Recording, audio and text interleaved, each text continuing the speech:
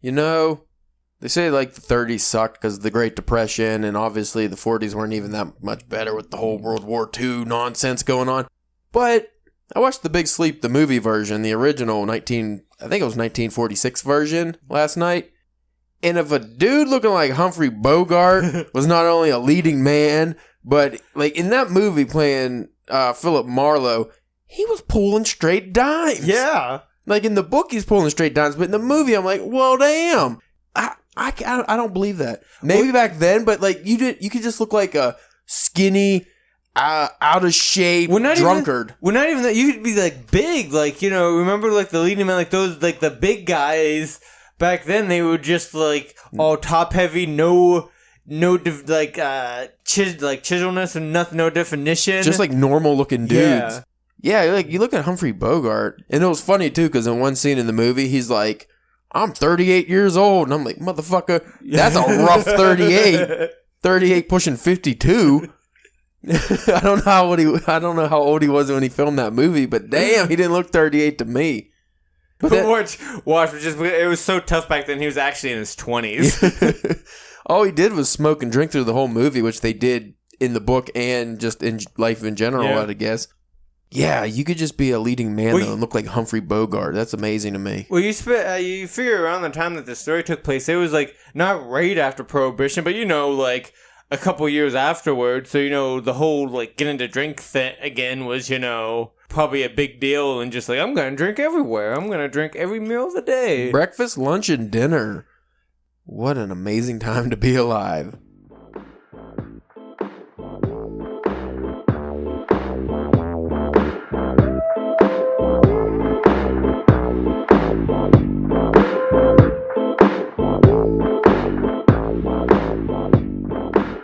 Hey there. You're listening to the DPW podcast, coming from the grimy streets of southwestern PA.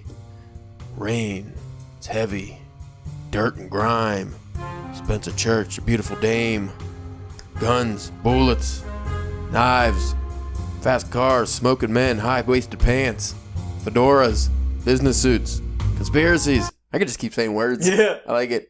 Hour and a half later, that's the end of the podcast, folks. I have to do that the whole episode. That's just how it'll end.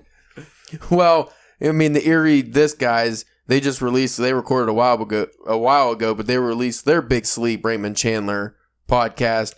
And theirs is way better than ours is going to be. Oh, yeah. It's definitely way more informative and... Oh, yeah. They're covering everything that we don't feel like covering. Well, also, they're doing it's going to be part of a series. They're going to do like once a month, they're going to do one of his books. Yeah, so if you guys want the professional, you're going to learn something episode, go listen to the Read This podcast. If you just want some nonsense, you're at the right place. I'm your host with the most, Caleb James. With me today, Spencer, the San Diego Sleuth Church. Yeah.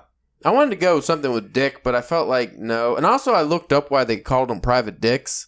It's because somehow it was short for detective. I don't know who fucking came up with that one, but that was it. Today, as you have guessed, we are covering The Big Sleep by one Raymond Chandler. Is this a book of the month? Bookcast? What is this? This got to be a book of the month. It's not a continuation, so... But book of the month, sure. Okay. Why not? We just didn't give nobody any time whatsoever. No. Well, this episode will be here whenever you get around to reading it after we get done talking about it. You know what? I'll release this next Saturday. Fuck it. That'll be it. It won't coincide with our normal episode, so whatever. Or it does coincide. I don't know how words work anymore.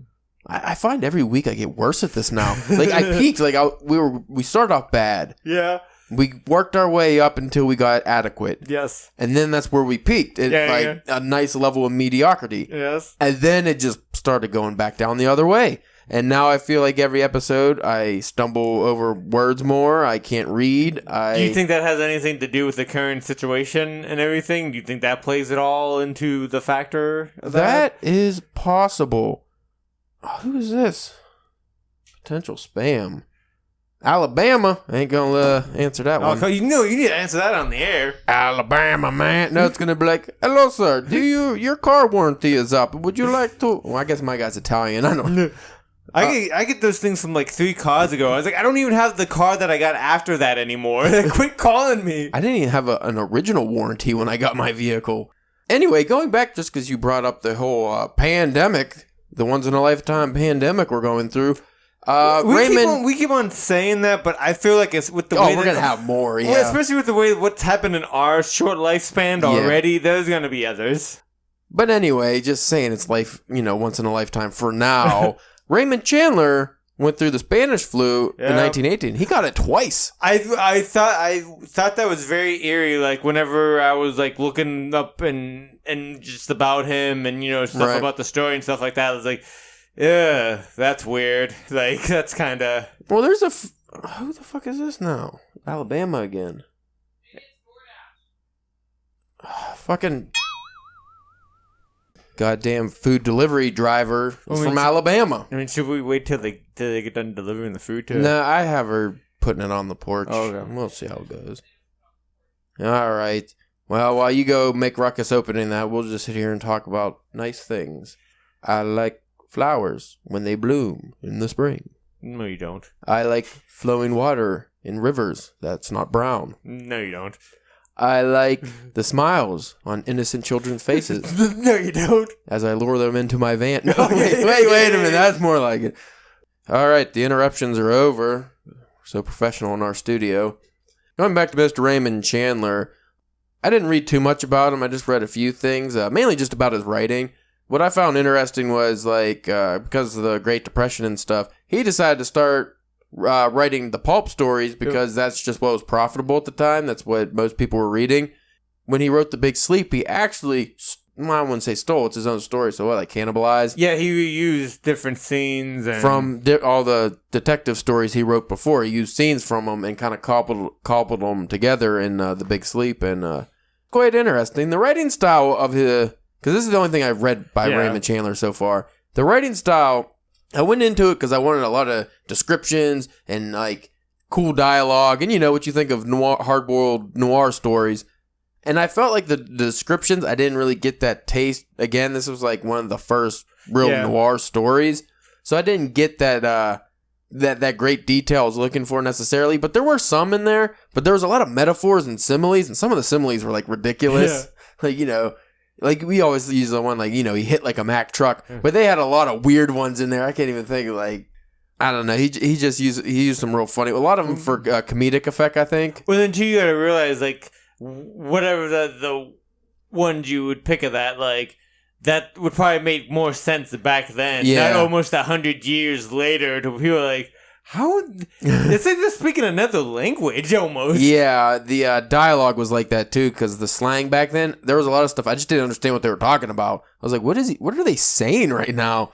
But it was entertaining, and you could definitely get the pulpy feel. You could tell with the heavy use of the similes and then some of the kind of ham-fisted metaphors. That was the pulp style. That was to set a kind of over-the-top mood and describe things in a bit of an over-the-top way. And again, just like the movie, it's the fast-talking detectives with the high pants and kind of soap opera-like. That's how That's how it was back then in the movies. Everything was this overacting soap opera type of style, and that actually comes across in the book, which I thought was interesting. So you could see their probably not even TV, but the movies of the day kind of bled into the pulp, and vice versa. They use the pulp stories in the movies. Going into the actual Big Sleep here, the plot overview for The Big Sleep.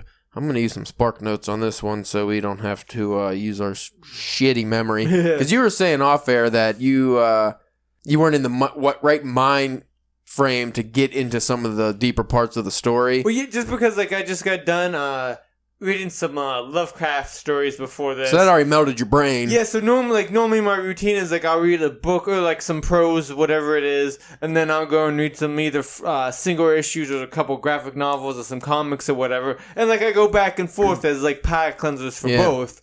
But since we've been talking about this and been wanting to get it done, I went straight from those stories to this. And even though that it was good, I enjoyed it. You might not enjoy it as much if you read it for leisure on your own time. Yeah, and then just so by the time we getting to like the second half of the book, I was just kind of getting a little dragged on by everything. And again, what's going on now too, also just with work and everything, just weren't like, You're a little weary in the brain. Yeah, it wasn't a perfect, setup to, to get through this. See, for me, I'm halfway through Moby Dick and I just had to take a break. Yeah. It was getting too fucking boring. So this was actually a nice pick-me-up as far as stories go. But like I said, it didn't give me the noir, like that, what I was looking for. Which I would hope, because I do want to eventually at least check out a couple more. Yeah. Of these, because there's 12 of them, I think. Yeah, there's a bunch of them. So what I'm hoping is once it gets into like a couple of those later stories, that maybe that's when that stuff maybe takes more of a hold on, because he's done it for a while, he has a better feel, he developed a little bit more, so maybe like that's where that stuff is coming from. Yeah, the way and in this book just kind of gets credited for it because it's the first in that series that had that set up the noir kind of crime. Well, this was one of the most famous ones because it was the first, but I heard a lot of people say some of the other books are actually better. Again, I'd be interested to go and read some of those to see how his style evolved. Especially if they're all around like this same length. Yeah, these are pretty short. Yeah. I mean, this is like Old Man in the Sea length. These are pretty like under 200 or 200 pages, so you can knock these out pretty quickly. Yeah. I think I knocked mine out, and then I actually stretched mine for about 2 days because I was doing other stuff, but I could have easily read it in one sitting. Going to the deep dive. The novel opens up. No, it doesn't. It doesn't open up. That's not even the word here. What's the ruckus in here? Is it me? You just walk out and it's like the scene at the end of the Avengers with the Hulk and Loki, but it's Nitro and Mindy. He's just whipping her around. Yeah. The novel opens on an overcast morning in mid-October. It is thundering, foreboding rain. Philip Marlowe, a tough, cynical, yet honest private detective, is hired by the old ailing General Sternwood to help him take care of Arthur Gwynn Geiger, a homosexual, possibly bisexual pornographer who has been blackmailing the General with potentially scandalous pictures of the General's daughter, Carmen Sternwood. Marlowe agrees to the task. Now, just going to the opening here. 2 things. One, was this factual LA weather back then? Like, did it just always rain in California back? Because this was like, this still reads like when you think of a gritty Chicago-based noir story with all the rain and drizzle and constant thunder and lightning and shitty weather. But this was in Los Angeles, which is supposed to always be nice, and droughts now. Yeah. So I'm wondering, back in the 1930s and 40s, was it raining a lot? Was it normal weather there? Maybe. That's something to look into, because I would be interested to see the evolution of climate change in Los Angeles. I know it's gotten hotter. Oh yeah, but have things really dried out? So also, this very quickly touched on some of the negatives of this type of story back set in the 30s. I mean, not I wouldn't say negative. Negatives as in what reviewers nowadays say is like. Looking at it through a 2020 lens. Literally like 2020 the year and 2020 the hindsight. There was some homophobia in this book in regards to the character Philip Marlowe. I think he called the guy who died here, he called him a queen. A lot of things, some words I don't want to say. Yeah.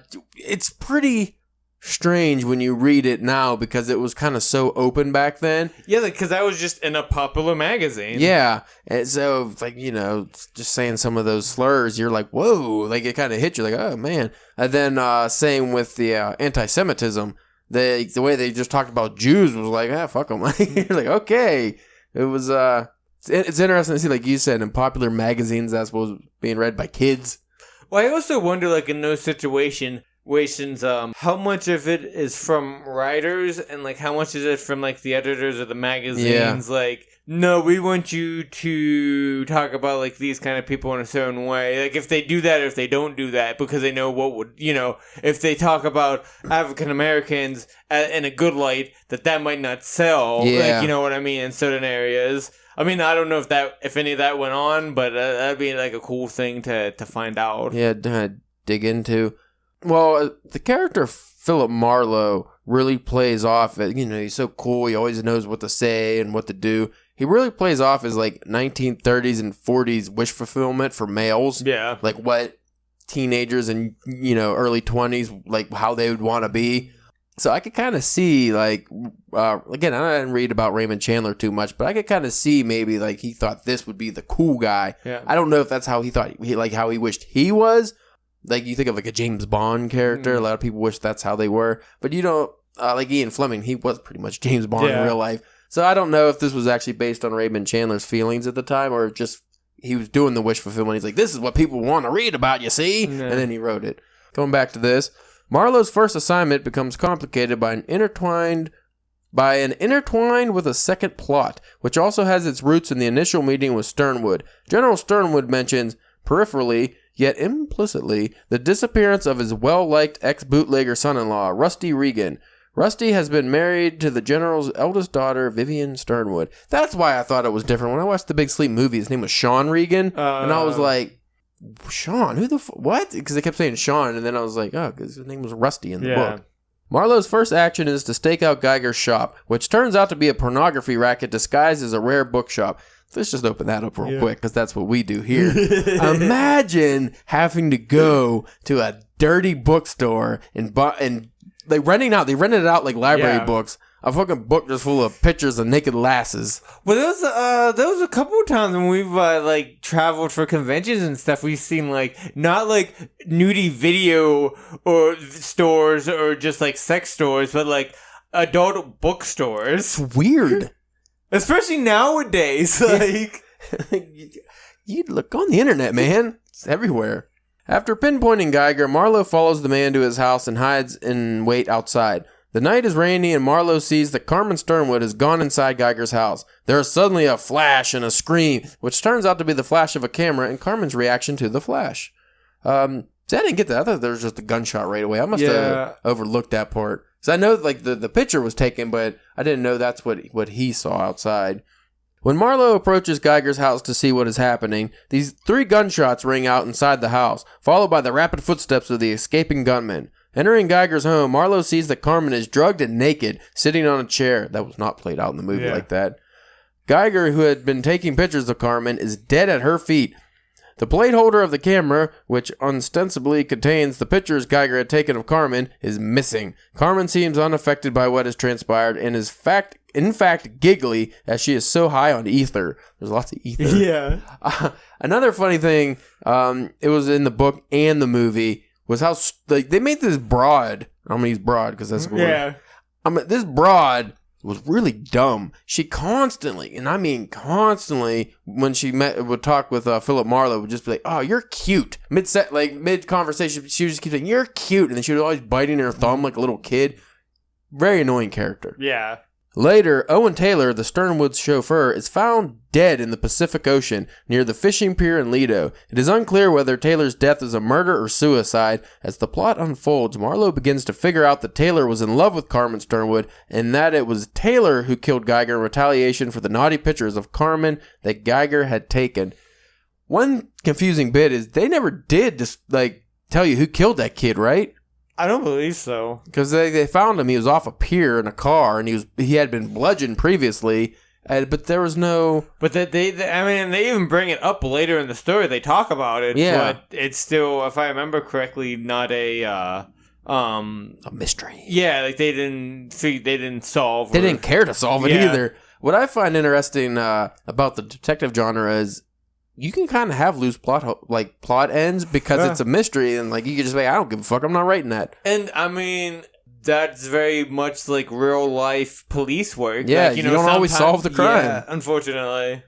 Owen Taylor's death is not the only death linked to Geiger. Another character, Joe Brody, he's a real skis, appears and is eventually murdered. Brody and Agnes Lazelle, an employee of Geiger, have been plotting to take over of Geiger's smut racket. Brody is also in possession of the negatives and prints of the scandalous pictures of Carmen Sternwood, pictures he uses to bribe Carmen's sister Vivian for money. Later, when Marlowe tries to retrieve information from Brody as well as the pictures of his client's daughter, Brody is murdered by Carol Lundgren. Carol's a man, by the way. That always fucking freaks me out. Back then, Carol was a Yeah. dude's name. Yeah, like now, It's clearly a lady's name. even now, like if some dude was named Carol, you'd be like, okay, Carol. Like a boy named Sue. Yeah, but yeah, back then it seems very odd. Now, I don't know if they'll get to this in this summary here, but both Sternwood sisters kept trying to give that kitty to Mr. Marlowe. Yeah, bad. And boy, did he handle it great. Like, he smacked lips with the one. Yeah. And then said, get out of here, you hussy. Like, he threw her out to the doors. Or threw out of the door. And then he did the same to the sisters at his house, butt-ass naked. He threw her out. Like, I loved it. He played it like a smooth criminal. No nonsense. No nonsense, man. He wanted that $25 a day. He wanted it bad. $25 a day was enough to make an honest man out of this guy. Carol Lundgren, Geiger's homosexual lover, kills Brody because he thinks Brody killed Geiger. Lundgren is in prison for the murder. Agnes is released from custody. The pictures are returned to Marlowe, who takes care that they do not fall into the wrong hands again. I'm sure he did take care of those pictures. Ooh, plot twist. What if Philip Marlowe's a gay man, and that's why he acts like he dislikes gay people so much? Yeah. Because he didn't put the moves on these chicks. Yeah. And these are straight dime pieces, apparently. And had money. And were rich.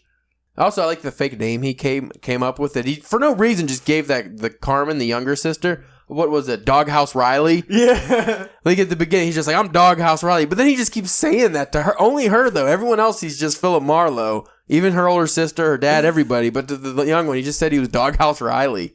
It's like, where'd you come up with that name?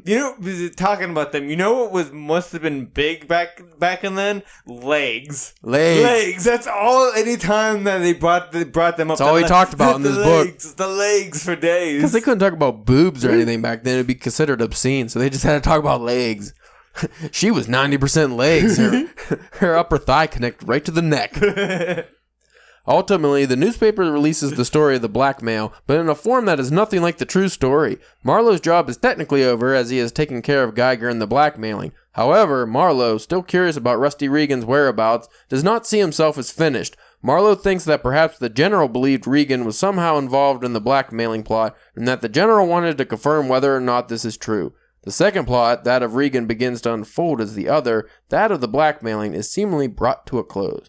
And it's spelled Reagan, but I'm calling it Regan because that's what they called him in the movie. That brought up one like characteristic that I liked about Marlowe is that, and you find it in like a lot of kind of classic like hero kind of characters, just like not being able to like leave well enough alone.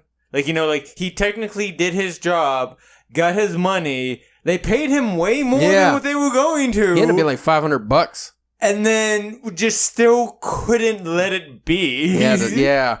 He had to pull that shred to find out, like... And everybody kept bringing up that Rusty Regan guy to him, and he's like, I don't care, I'm not looking for him. But, like, through the whole thing, he clearly is trying to figure it out. I was starting to think that maybe, like, that the general and Regan had, like, a weird love thing going on. Just, like, how... Because, how much he talked about missing him, and how he thought, like, how good of a good person he was, and how upset he was that he just left without, like, without saying anything. I think this Rusty fellow was giving the old cripple an old fashioned there. Maybe it was something. I don't know. In his dirty hothouse that he always sat in. Well, maybe we don't know how long he's been sick for. Maybe because they were married for however long. Maybe it was before he got all sickly. I don't know. You really solid this program, Spencer, with your idea there. That's gross. Oh, you didn't get that at all? No. Oh, okay. The man's in a wheelchair. He's almost dead. He has no blood in his veins. He says multiple times. He says that he has to sit in the dirty hothouse because he's like a baby spider. He needs the warmth to stay alive. I'm talking about love, not lust, Caleb. I'm talking about love. I think they had a romantic interlude. A thing that can be defined by 30. I got more of the feeling that he just liked that guy like a son. Maybe since he didn't have since he only had daughters, maybe. And they were batshit crazy. Yeah, did they ever bring up the mom? No, they did not. Meanwhile, Marlowe realizes he is being followed by a man in a gray Plymouth sedan. The man, who turns out to be Harry Jones, has informed about where Mona Grant, Eddie Mars' wife, is being kept in a hideout. And this Harry Jones was a short fella. He was a little wienery guy. Because rumors abound that Regan has run away with Mona, Marlowe considers it significant to find out her whereabouts.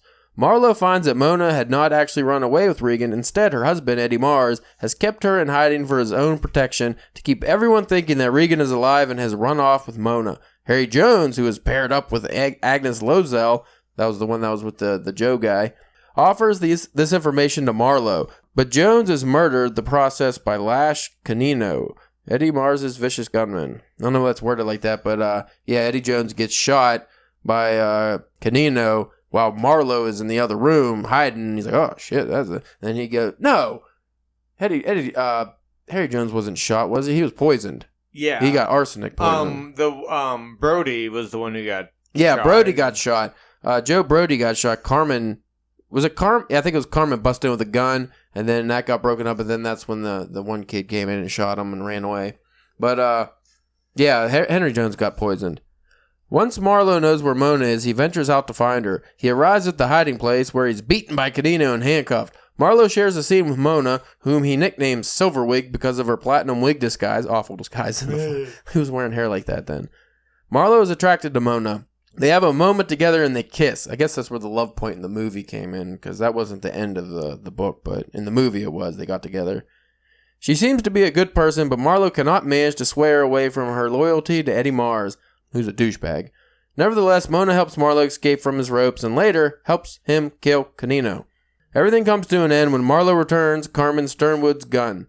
The gun Carmen had used to try to persuade Brody to return her pictures to her, and Carmen... Oh, he fucking gave Carmen's gun back. Which apparently back then you could just buy guns at the local corner store. It seemed like they were everywhere. Fucking Marlowe, he stole how many guns off of people, and then didn't use any of them, right? He had a cool moment where the one kid who shot Brody, when he I think he sticks him up with a pipe, right? Yeah, it's either him or somebody else, but he sticks somebody up with a pipe and they think it's a gun, and then he takes their real gun, and now he has a weapon. But anyway, Carmen, she ends up wanting Marlowe to teach her how to shoot a gun or something, some dumb plot point. So they go out in the back of this old oil refinery in the back of her house, and this is when Marlowe solves the puzzle. I don't know who wrote that, but the end of that's real shitty. Doesn't make sense. But what ended up happening was he brings the gun to Carmen at her house, and then she wants Marlowe to show her how to shoot. So they go to this oil refinery where he sets it up and he's going to put cans up for her to shoot. Well, when he's walking back, she points the gun at Marlowe and bang, bang, bang, bang. He even goes as far as saying, don't do anything until I get back. Right. And so she empties the clip into him. Sure enough, he knew this was going to happen because he's a smart fella. So he filled the gun with blanks. She goes into a hysterics thing and faints or something, and then they find out she used that same exact plot point to kill her husband, Rusty Regan. She had him show her how to shoot guns, and then she shot him dead, and then they dumped him in the oil place, and that's pretty much how it ends, right? Pretty much. And I was kind of waiting throughout the whole book. They don't tell the general about any of that, by the way. Because we brought about in the title and stuff, the big sleep. I wonder, when's that connection gonna, happen? Yeah. And it's really, the last paragraph when you talk about everybody gonna be, it was his philosophy sleepy. On death, pretty much. And, then he used that word, those two words, 5 times within that paragraph. But this whole novel is full of a lot of smooth talking, a lot of cool action scenes. There's a lot, car, not necessarily chasing, but tailing people. Yeah. And there's a scene where when he gets captured in an auto body shop, and he there's a shootout. I don't want to give too much away, but there's a lot of shootouts and fights, and it's a cool book. I liked it enough. Like I said, I wish I had a little more description, maybe. Well, it was weird. If you read that in a magazine, though, I think that would be kind of cool. Yeah. The fact that it's in an actual book, it does seem like it would, because you don't have pictures that accompany it or anything. I imagine the pulp magazines had it spruced up a little. But I thought it was would go into her style for a second. There would be a whole bunch of small description paragraphs or pages of dialogue, and then just out of nowhere there'd be these huge blocks of just a half a page paragraph of just like over describing something or something like that. And I thought saw that kind of weird. Yeah, I would have to go back and look because I wasn't looking for that when I read it the first time, but I bet you that was used to really showcase a certain thing that he wants you to pay attention to, or conversely wants you to misdirect by okay, you should pay attention to this, but that's not actually what you're supposed to pay attention to. That's probably a writing tool that he implemented for that. Again, I have to go back and reread, or just in the future books we read of his, I can look into that more, because this is the first real noir story I think I've read. Yeah. I mean, I've read a couple things that might be considered noir or in the genre, but like this is the first time I've gone into it going, I want to read a crime noir especially story. like a classic or like an original one, kind of noir, not something that's been published within the past couple of decades or something like that. Well, just like every time we cover, like we do with Conan, or anytime we cover these older type of stories, it's usually the story is good. It just doesn't have some of the glitz and glamour of the modern writing we're used to. These aren't verbose. They're not overly descriptive by any means. They're not H.P. Lovecraft type of pulp stuff. Like, other than him, most of the pulp writers back then wrote in a way that anybody could read. Yeah. Robert E. Howard, he was closer to H.P. Lovecraft than Marlowe or Chandler was, but still, his was still very readable. Anyway, what's your overall score out of 5 whiskey shots here? I'd give it like a 3 or a 4. Yeah, I'm the same. I mean, if we could split it, like if we could do half, 3.5, if that's allowable. Like, 3 whiskey shots and a water shooter. Yeah. Or what was it that he liked a whiskey rye? Right? Rye, yeah, rye whiskey.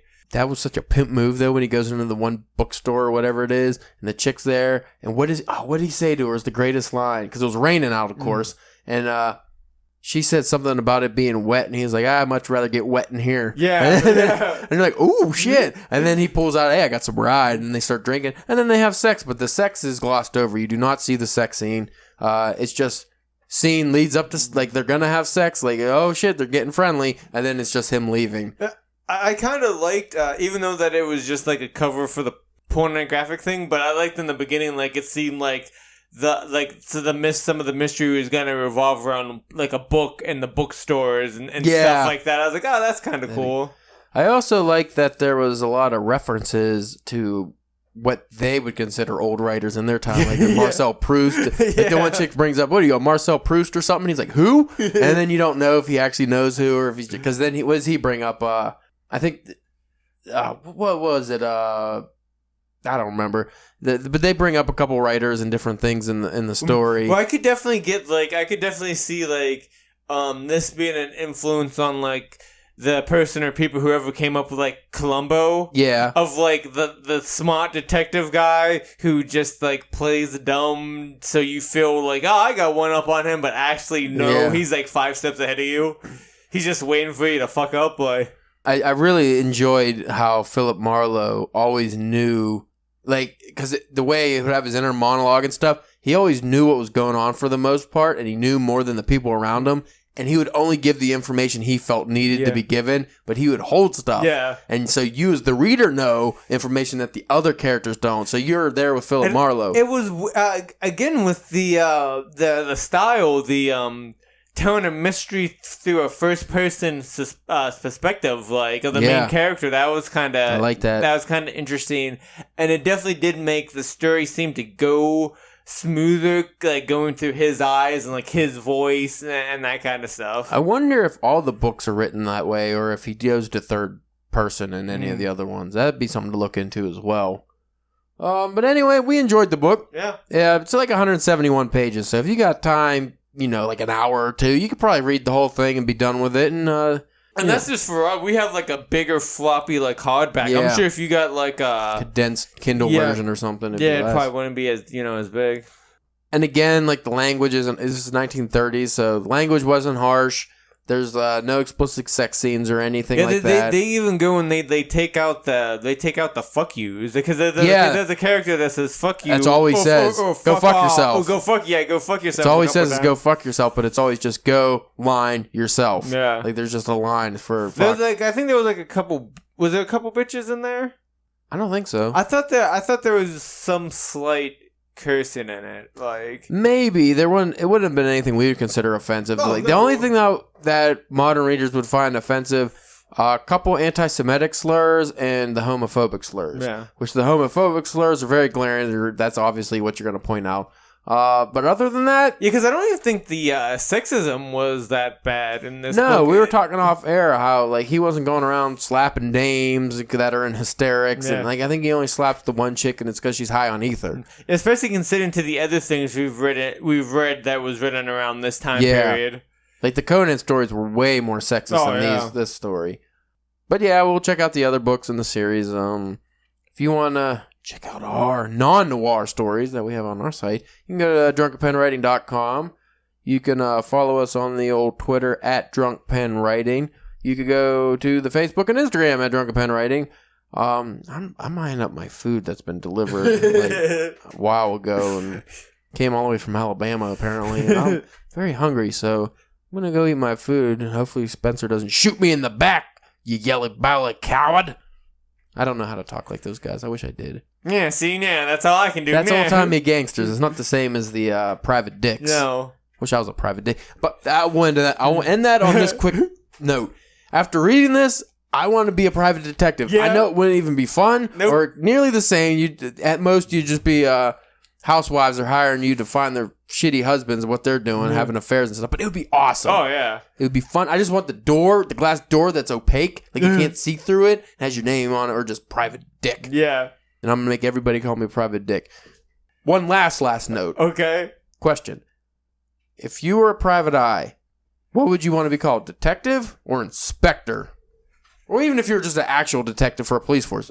Inspector or detective? Because I'm reading a story now, the Blue Light Yokohama, and that guy's an inspector because he's Japanese. Yeah. I feel like detective sounds cooler. I want to go. I want to go detective just because of like, you know, all the media that we took. Like, you know, like Batman or like The Shield, like, you know, classic American detectives. Yeah, but Inspector does sound kind of cool. Inspector makes me feel like it makes me think of Inspector Gadget. Inspector does kind of sound cool. I don't know. It's a tough one. Because, well... wait. Investigator. But like with the inspector, you could use that for pickup lines. Like, you know, I'm inspector. Inspector what? Inspector of you, baby. That was awful. Panty inspector would be... Well, I didn't want to get gross, I didn't want to go too blue. Man, we always fuck it up, don't we? Right at the end. What's their fault for listening this long? I think I'd be detective. Yeah. Or just PI. That or just that, maybe just private dick. Private dick. Caleb James. Private dick. Spencer Church. Dick. Not private. Not private. Not unprivate dick. Man, that's just... even back then, that had to not sound good. I'm a private dick. You're a private dick? Well, what's an unprivate dick, sir? Is that just you walking around with it flopping out? Hey, ladies. Hey, ladies. Well, Marlowe was definitely slinging some unprivate dick, I think, when no one was looking. Yeah. In the future stories, I bet he gets a lot. He's turning them down left and right. That was my favorite part, him just turning down the ladies, you know. Pow, get out of here. I don't want you. Because that goes against a very kind of stereo or a trope, like, you know. Like, always ends up with the girl. Yeah, and just like, no, I don't want to. But like I said, the movie version, they changed it so he ends up with the girl, but in the book version, he does not end up with the girl. Because, like, either he ends up with the girl, or, like, he would sleep with one of them that would cause a lot more problem for him down the line. It's like, no, he's smart enough to know not to do that. Keeps it in his... Of course, I guarantee he has a severe case of whiskey dick, because he's always drinking whiskey. That's what it is. Yeah. We'll end it on that. Whiskey dick.